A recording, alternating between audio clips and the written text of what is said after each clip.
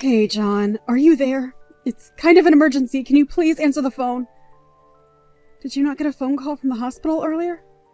I did get a phone call, but I was busy at work, so I chose to ignore it. You do remember that I actually have a job, right? Of course I know that you have a job, but this is really urgent. Why else would the hospital be calling you? I figured they just wanted to tell me the results of some report or something dumb like that, but you're not doing anything. So you should go to the hospital and just pick it up for me. I don't really get why I should have to answer the phone and talk to someone just for that. But you never have anything going on, so you should just go and figure it out for me.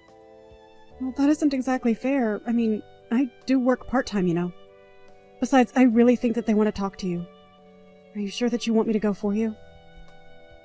Why are you making such a big deal about this? You're my wife. Anything a doctor wants to say to me, he should be able to say to you. It really is just that simple. Now hurry up and go find out what they want with me and quit wasting my time. Okay, alright. I'll go. But you don't have to talk to me in that way, you know? I just wanted to make sure that you were getting the calls and what you wanted to do about it.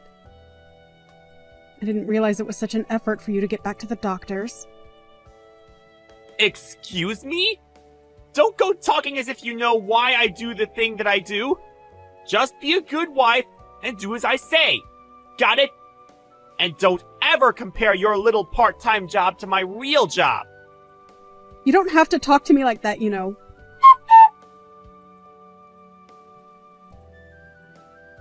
John, are you there? Please call me as soon as you see this. Call you? I wouldn't call you if I was free with nothing better to do. Besides, there are a million better ways to spend my time than talking to you on the phone. Please, John, this is serious. We really don't have the time for this. I really need to tell you this, but do you think I could just call you and explain it all over the phone? I think it would be a lot easier that way. Well, I just told you that there's no way that I'm going to be answering the phone. I don't even want to hear your voice. Besides, I'm still at work and can't be taking personal calls just because you want to chat. I know that you've already gotten off work for the day. Please, I don't really care if you're out on a busy street or something. Just please either let me call you or come home so we can talk in person. Wait, how do you know that I'm off work? Did you call my office or something? You know that I told you never, ever to call where I work. But this is an emergency, John. I don't have any other choice. Fine, jeez. What is so important that you have to bug me like this? If you're going to be so annoying about this, just spit it out. Text or voice, I'll still get the same content. So just type it out and I'll read it when I feel like it. I really think that this is the kind of thing that should be said over the phone or in person, not texted. But okay, if you're not going to call, then I have to tell you. I talked to the doctors and they said you maybe have a year left. Apparently even going into the hospital and trying to seek treatment wouldn't work for how advanced the sickness is now. Any medicine or medical treatment would just be buying time. What are you talking about? Is that supposed to be some kind of joke or something? I wouldn't ever joke about something like this, John. You know that I don't find that sort of joke funny. So basically, you're telling me I've only got a year left with you? I really don't know. The doctors say that there is a small chance that treatment might help with it. But I think that we should go to the hospital and talk to the doctors themselves about it. Do you think you'll be able to take some time off of work tomorrow to do that with me? Wait, what? You want me to go to the hospital with you? Why would I want to do that after you've just told me that you've only got a year to live? I'd much rather just have a divorce. Wait, what? Why would you say that? I mean that you've just been given a death sentence. And now that you have, I want a divorce right away.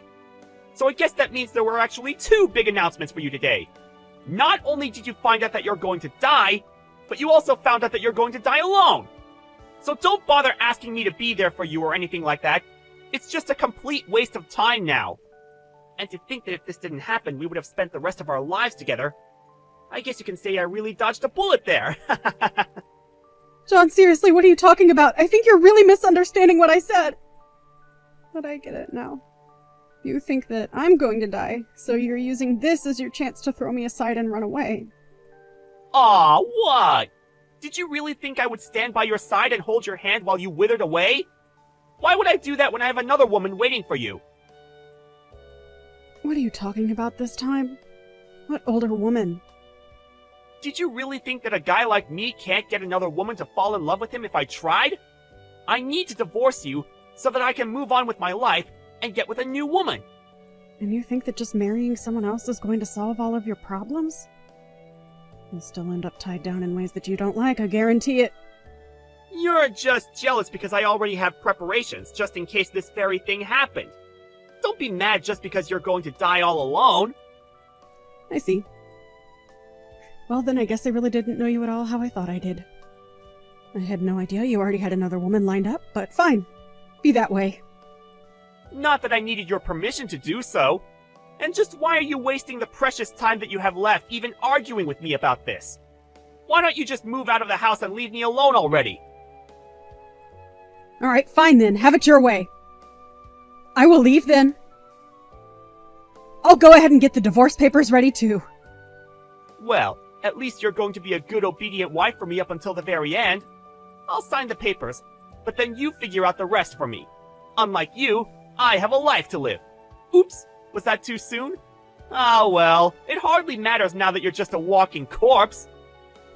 Whatever, John. Have a nice life. At least you still have a good sense of humor about you. I'll just proceed with this whole divorce process then. I'll let you know when the papers are ready for you to be signed. I'm going to be moving out of the house today, though, so don't worry about me being in your space. Although I'll need time to pack my things, so I'll be staying here tonight. That's fine with me. I'll just go and stay at my girlfriend's house. We're already divorced now, so it really doesn't matter if I do that, right? Do what you'd like, John.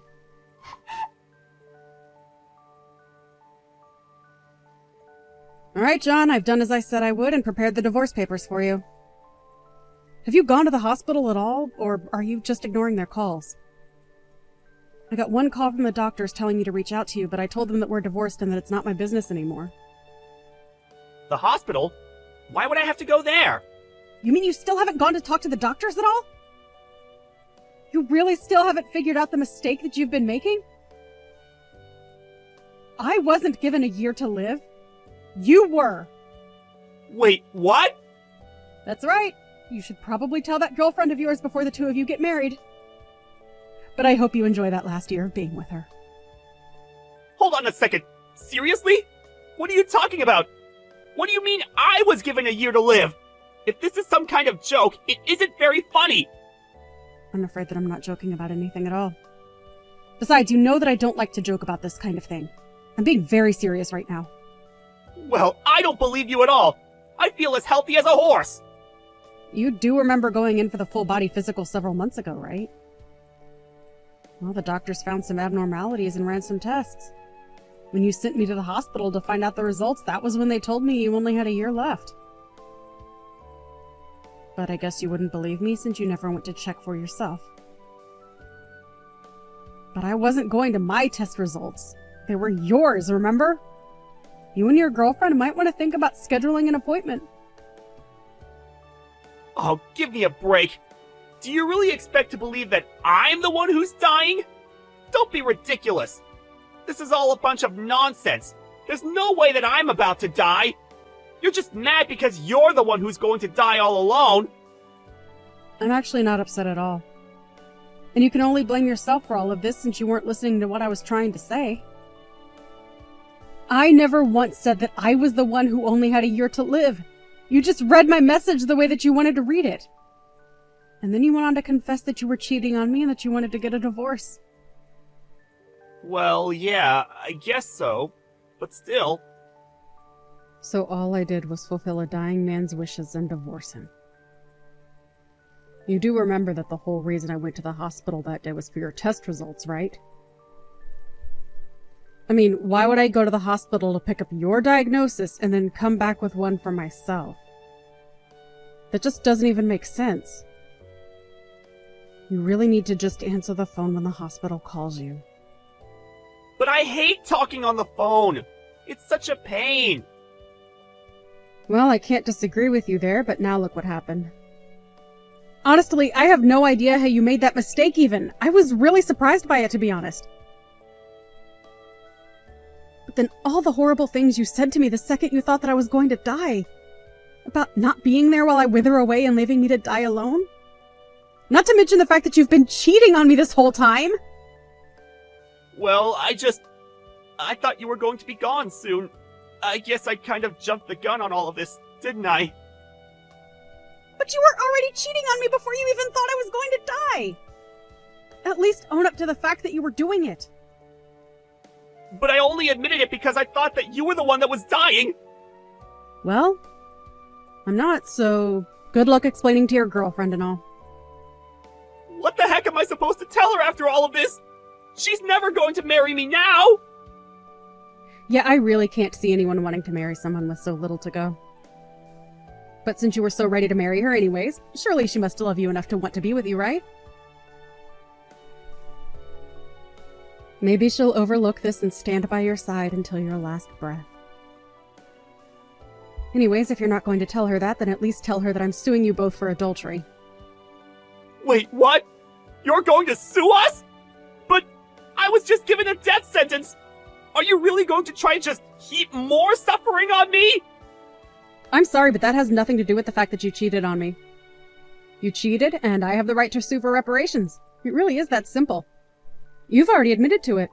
Now it's time to own up to it. I don't care if you are a dying man. I have my rights. How can you say that to me? I only have a year left to live. You should be nicer to me. Why are you being so cruel? You're breaking my heart, Julia. You're the reason I'm dying. It's all the emotional stress you've been putting me through. Excuse me?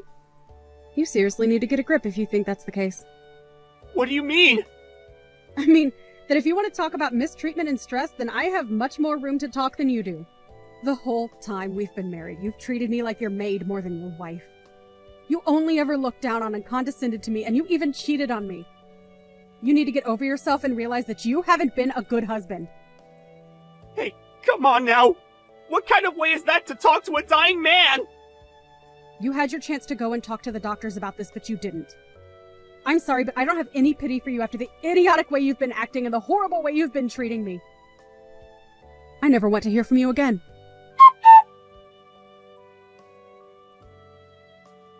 Hey, Julia, are you there? Excuse me? Who is this? Please don't act like this. You know, it's me, John. I just wanted to tell you that I really am sorry about what I did. I was just really hoping that you would take me back. God, you were such a little creep. What do you mean? I mean that I thought you left me to go and be with your girlfriend. Why are you trying to worm your way back into my life? Please don't be like that. I really am sorry for all that I did. But I really have been thinking about what I did, and I realized I was treating you wrong. I need you. I see that now. I'm in the hospital right now, and I'm in my room all by myself. I see. So I guess now you're the one living out your days all alone. My family found out all about my cheating and how I treated you, and no one has come to visit me. But I think if I had you here by my side, I might really be able to beat this thing. Please, I need you to help me get through this. Why don't you leave me alone and go ask your girlfriend to help you? But we've been married 5 years. No one else knows me as well as you do. And? Why do you think I owe you another second of my life? I gave you enough time and now I'll finally be free. Don't bother reaching out to me unless it's about paying me what you owe me.